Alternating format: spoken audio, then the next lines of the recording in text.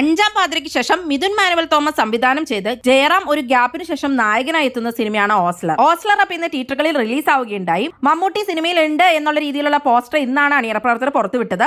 മമ്മൂട്ടി വളരെ പ്രധാനമായിട്ടുള്ള ഒരു വേഷം തന്നെയാണ് സിനിമയിൽ കൈകാര്യം ചെയ്യുന്നത്. മമ്മൂട്ടിയുടെ ഇൻട്രോ സീൻ കിടിലം തന്നെയായിരുന്നു. അത് തിയേറ്ററിൽ വലിയൊരു കോളിളക്കം തന്നെയാണ് സൃഷ്ടിച്ചത്. ചിത്രം സ്റ്റാർട്ടിങ്ങിൽ നല്ല ത്രില്ലിംഗിൽ തുടങ്ങിയെങ്കിലും പിന്നീട് ഫ്ലാഷ് ബാക്ക് സീൻസിലേക്കൊക്കെ വരുമ്പോഴത്തേക്കും ചിത്രം ഭയങ്കര ലാഗായിട്ടാണ് പ്രേക്ഷകർക്ക് ഫീൽ ചെയ്യുന്നത്.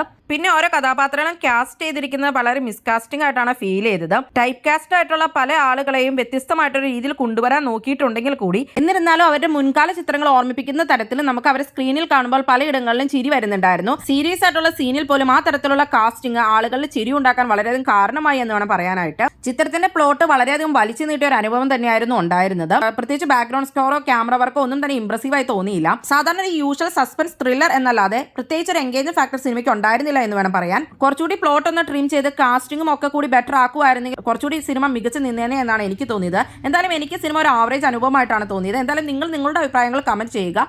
നിങ്ങൾ ഓസ്ലർ കണ്ടിരുന്നോ?